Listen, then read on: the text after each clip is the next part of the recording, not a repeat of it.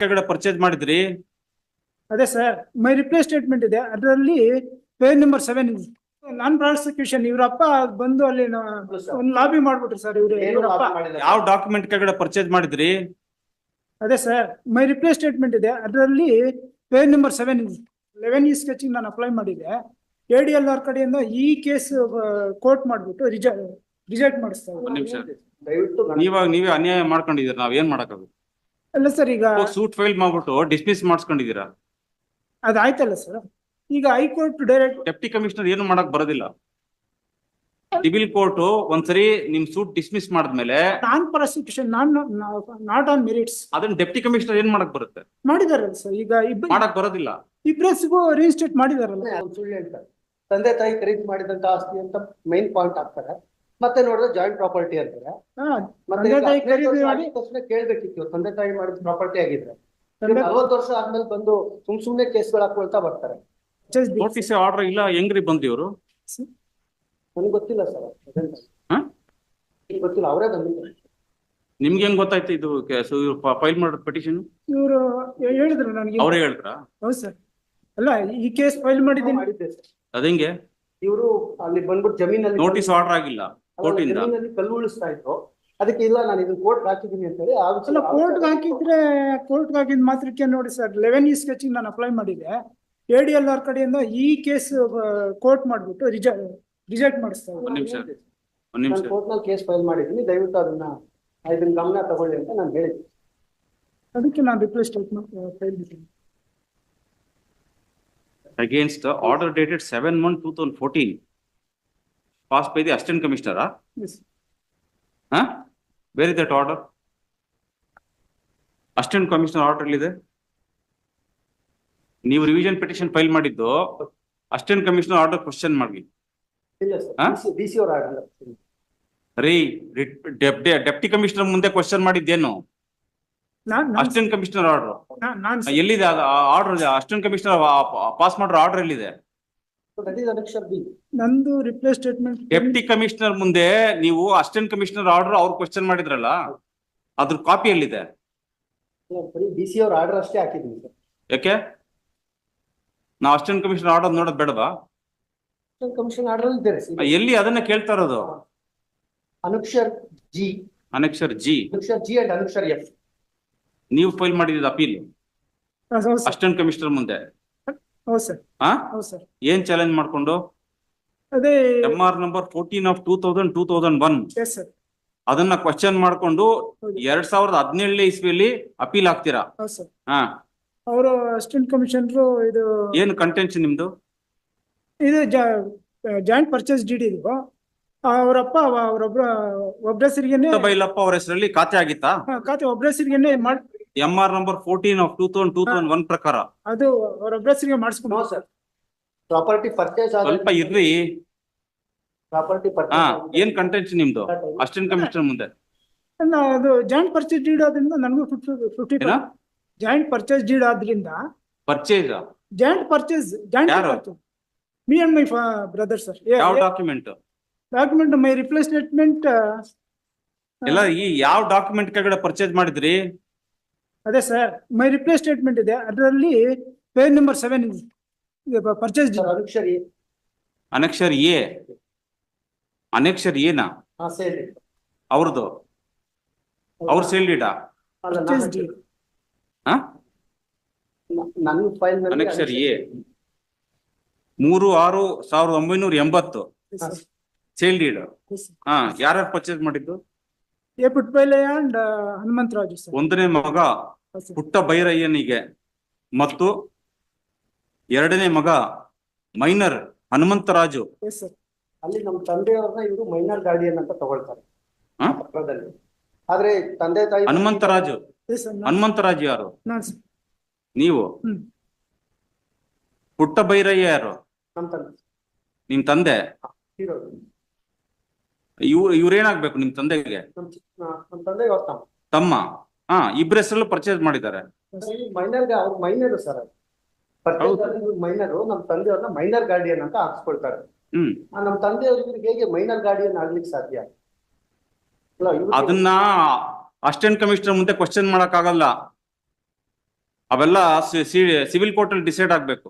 ಅದನ್ನ ಡಾಕ್ಯುಮೆಂಟ್ ಅಲ್ಲಿ ಅವ್ರ ಹೆಸರು ಇದೆ, ನಿಮ್ ತಂದೆಯವ್ರ ಹೆಸರು ಇದೆ, ಆದ್ರಿಂದ ಇಬ್ಬರ ಹೆಸರು ಖಾತೆಯಲ್ಲಿ ಇರ್ಬೇಕು.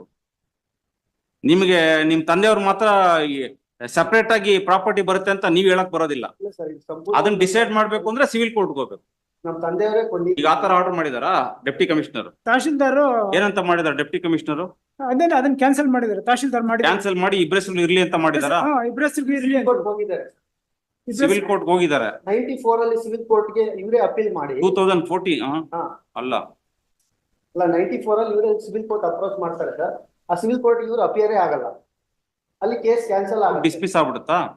ನಾನ್ ಪ್ರಾಸಿಕ್ಯೂಷನ್ ಇವ್ರಪ್ಪ ಬಂದು ಅಲ್ಲಿ ಏನೋ ಒಂದು ಲಾಬಿ ಮಾಡ್ಬಿಟ್ರು ಸರ್. ಏನು ಇವ್ರಪ್ಪ ಮಾಡಿಲ್ಲ ಸರ್. ನಮ್ ತಂದೆ ತಾಯಿನ ಸಲ ಕೋರ್ಟ್ ಕರೆದಿದೆ, ಇವರು ಪ್ರೆಸೆಂಟೇ ಆಗಿದೆ. ನಮ್ ತಾಯಿನ ಅಪ್ರೋಚ್ ಮಾಡ್ಬಿಟ್ರು ಕೇಸ್. ಇವಾಗ ಏನ್ ಮಾಡಕ್ಕಾಗುತ್ತೆ? ಇವಾಗ ಸೂಟ್ ಡಿಸ್ಮಿಸ್ ಆಗಿದೆ, ನೀವ್ ಫೈಲ್ ಮಾಡಿ ಸೂಟು ಡಿಸ್ಮಿಸ್ ಆಯ್ತು, ಆಮೇಲೆ ಮಿಸ್ಲೇನಿಯಸ್ ಪಿಟಿಷನ್ ಹಾಕೊಂಡಿದೀರಾ, ಪ್ರಾಸಿಕ್ಯೂಷನ್ ಅದು ಡಿಸ್ಮಿಸ್ ಆಯ್ತು. ಎಲ್ಲಿ ಸರ್ ಮಿಸ್ಲೇನಿಯಸ್ ಪಿಟಿಷನ್ ಎರಡನೇ ಸರಿ ಹಾಕಿದ್ರು. ಅದನ್ನ ಅದು ಫಾರ್ ನಾನ್ ಪ್ರಾಸಿಕ್ಯೂಷನ್ ಆಗಿದ್ರಿಂದ ಅದು ಡಿಸ್ಮಿಸ್ ಆಯ್ತು. ಡಿಲೇಗೋಸ್ಕರ ಡಿಸ್ಮಿಸ್. ಏನ್ ಮಾಡೋದು? ಡಿಲೇ ಆಗಿದೆ ಸೊ ಅದನ್ನ ಬಂದು ಇಲ್ಲಿ ಹೈಕೋರ್ಟ್ ಅಲ್ಲಿ ಹಾಕಿದೆ. ಹೈಕೋರ್ಟ್ ಡೈರೆಕ್ಟ್ ಮಾಡ್ತಾರೆ, ನೀವು DC ಮುಂದೆ ಹಾಕೊಳ್ಳಿ ಅಂತ. ಸರ್. ಹೈಕೋರ್ಟ್ ಎಲ್ಲಿದೆ ಆರ್ಡರ್? ಎಲ್ಲಿದೆ ಅದು? ಹೈಕೋರ್ಟ್ ಆರ್ಡರ್ ಇದೆ ಸರ್. ಇದು ನನ್ನ ರಿಪ್ಲೈ ಸ್ಟೇಟ್ಮೆಂಟ್ ಅಲ್ಲಿ ಹೈಕೋರ್ಟ್ ಪೇಜ್ ನಂಬರ್ 17 ನನ್ನ ರಿಪ್ಲೈ ಸ್ಟೇಟ್ಮೆಂಟ್ ಅಲ್ಲಿ ಹೈಕೋರ್ಟ್ ಆರ್ಡರ್. ಎಲ್ಲಿ ರಿಪ್ಲೈ ಸ್ಟೇಟ್ಮೆಂಟ್? ಇನ್ನು ನೋಟಿಸ್ ಇಶ್ಯೂ ಆಗಿಲ್ಲ ನಿಮ್ಗೆ? ನಾನು ರಿಪ್ಲೈ ಸ್ಟೇಟ್ಮೆಂಟ್ ಯಾವಾಗ ಫೈಲ್ ಮಾಡಿದ್ರಿ? ಇದು 23 November 23rd 23.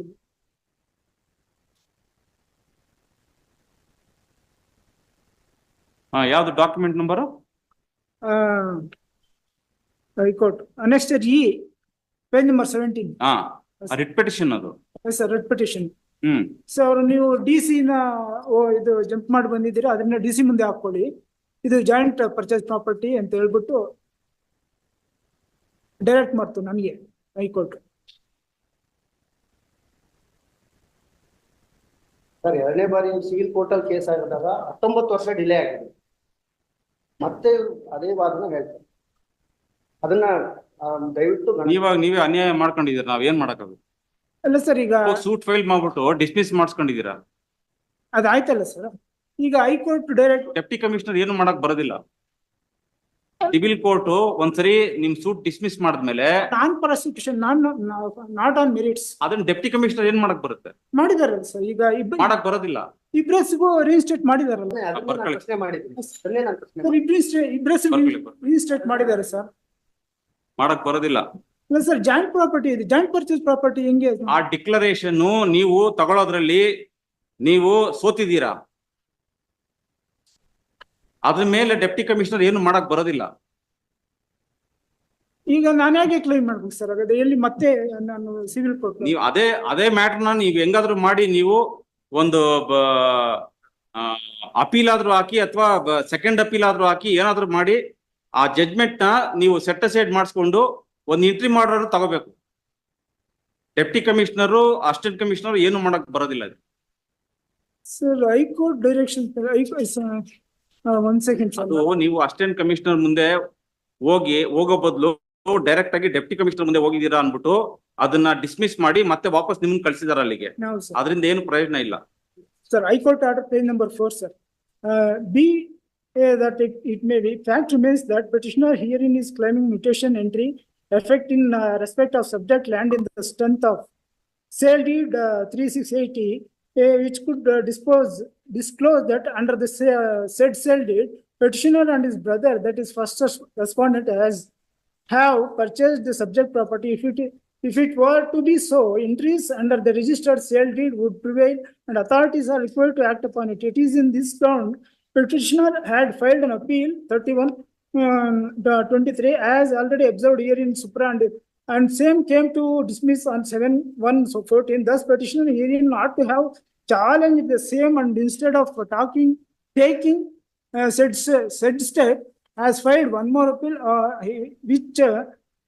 which was rightly dismissed as not maintainable as already observed herein above. Hence this court is of the considered view that ends of justice would be met if liberty is reserved to the petitioner to challenge the order passed in RA 31 before the jurisdictional deputy commissioner in the manner known to be accordingly disposed by the granting liberty to the file before the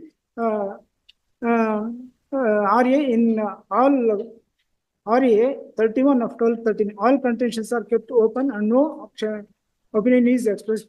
And so when the High Court itself has directed me to apply before the DC, I have applied. All I have applied. the first respondent, Sir, please, Mr. Hanumantaraju L, is present before the court. sir. Learned HCGP takes notice for respondent number 2. Next para. The petitioners are aggrieved of Sir, please. the Sir. impugned order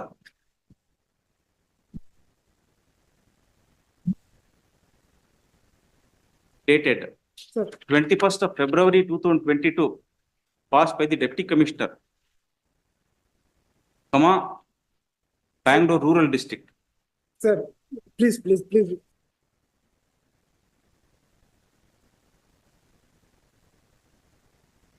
It is the contention of the petitioners that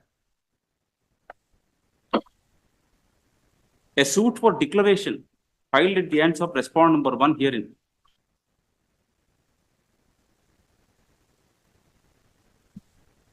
in OS number 51 of 1994 came to be dismissed.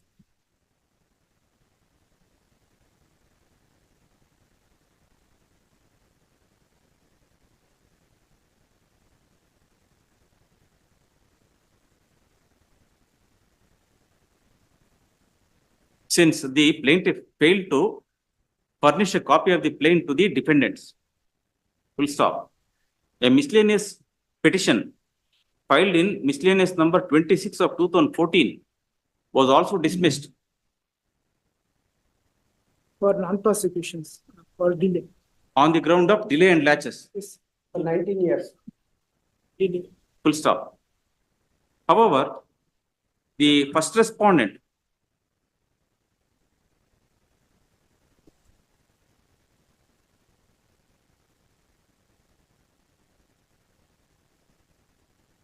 filed an appeal in RA 384 of 2017 challenging mutation entry made in MR number 14 of 2000-2001.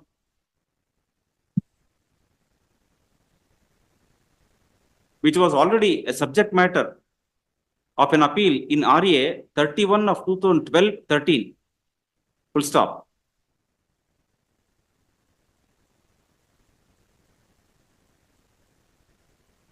RA, this court noticed the fact that RA 384 of 2017 was also dismissed by an order dated 15/9/2018 on the ground that the appeal filed earlier in RA 31 of 2012-13 had attained finality, and on the ground of principles of res judicata being applicable,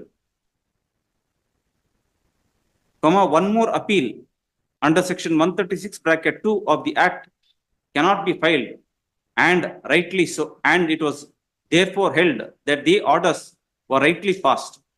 Full stop.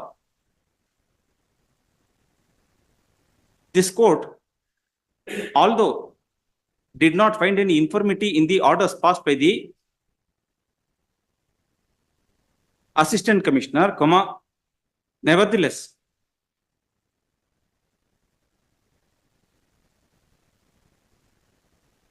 this court, in order to meet the ends of justice, granted liberty to respond number 1 herein to challenge the order passed in RA 31 of 2012-13 before the jurisdictional deputy commissioner. And consequently, the impugned order has been passed by the deputy commissioner. Full stop. The petitioner party in person, however, submits that when a suit for declaration filed at the hands of respondent number 1 was dismissed, comma, it was impermissible for the deputy commissioner to get into disputed questions of title. Full stop. It is the claim of the first respondent that his elder brother, Shri Puttabailaya, had purchased the land in question under a registered sale deed dated 3/6/1980, along with the second respondent herein, who was then a minor. Full stop. First respondent. Other, along with the first respondent who was then a minor. Full stop. Next para. Having regard to the undisputed facts narrated herein above, comma, this court is of the considered opinion that the deputy commissioner could not have gone into disputed questions of title. Full stop. A suit for declaration filed at the hands of respondent number 1 herein has been dismissed by the competent civil court. Full stop. For non-persecutions. ಏನೇ ಆಗಿರ್ಬೋದು, ನೀವು ಅದನ್ನ challenge ಮಾಡ್ಕೊಂಡು ಹೆಂಗಾದ್ರೂ ನೀವು ಅದನ್ನ set aside ಮಾಡಿಸ್ಕೊಂಡು unless you get a declaration at the hands of the civil court, deputy commissioner and assistant commissioner cannot do anything in this matter. Sir, without issuing the notice to me, Tahsildar has passed this MR 14, sir. ಅದನ್ನ question ಮಾಡಕ್ ಬರೋದಿಲ್ಲ sir, ದಯವಿಟ್ಟು ಅರ್ಥ ಮಾಡ್ಕೊಳ್ಳಿ. Full bench, ನಮ್ಮ full bench Jayamma ಕೇಸಲ್ಲಿ ಹೇಳಿದ್ದಾರೆ, ಏನಾದ್ರು ಡಿಸ್ಪ್ಯೂಟ್ ಇದ್ರೆ ಟೈಟಲ್ ವಿಚಾರದಲ್ಲಿ ಸಿವಿಲ್ ಕೋರ್ಟ್ ತೀರ್ಮಾನ ಮಾಡಬೇಕು, ಅದನ್ನ ರೆವಿನ್ಯೂ ಅಥಾರಿಟೀಸ್ ತೀರ್ಮಾನ ಮಾಡಕ್ ಬರೋದಿಲ್ಲ ಅಂತ. ಸರ್, ಇಟ್ ಇಸ್ ಡಿಸ್ಪ್ಯೂಟ್ ಇಲ್ಲ ಸರ್, ಜಾಯಿಂಟ್ ಇಬ್ರು ಹೆಸರಲ್ಲೂ ಇದೆ ಅದು, ಇದು ಪರ್ಚೇಸ್ ಡೀಡ್ ಡಿಸ್ಪ್ಯೂಟ್ ಇಲ್ಲ, ಆದ್ರೂ ಒಬ್ಬರ ಹೆಸರಿಗೆನೆ. Decision of the full bench of this court in the case of Jayamma versus State of Karnataka, reported in ILR 2020, Karnataka 1449.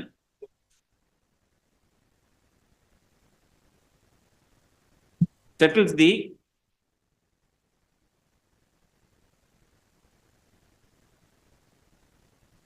long-standing principle that revenue authorities cannot get into disputed questions of title. Full stop. Therefore, comma, unless and until the first respondent is able to get a declaration at the hands of the competent civil court, comma, the revenue entries shall continue as it was in terms of the earlier mutation order in MR number 14 of 2000-2001. Full stop. Next para. Consequently, the writ petition is allowed. The impugned order dated 21st of February 2022, passed by the deputy commissioner, is hereby quashed and set aside. If this court was if this court directed me to go to civil court again to get the declaration, I would have got it by now. But now it should not be stayed, sir. Please, sir. It should not be stayed, please. I have taken note of the fact that a direction was issued by this court, and that is why the deputy commissioner has passed the order. Yeah. I have taken note of that. So if Yes. If this court had directed me to go to the civil court and Anbaradilla. get the declaration, ಬರೋದಿಲ್ಲ. Yes. ಈಗ ನಾನು ಮತ್ತೆ Please take legal advice and do it in accordance with law. Yes. Serial number 8, Virupakshaya PM.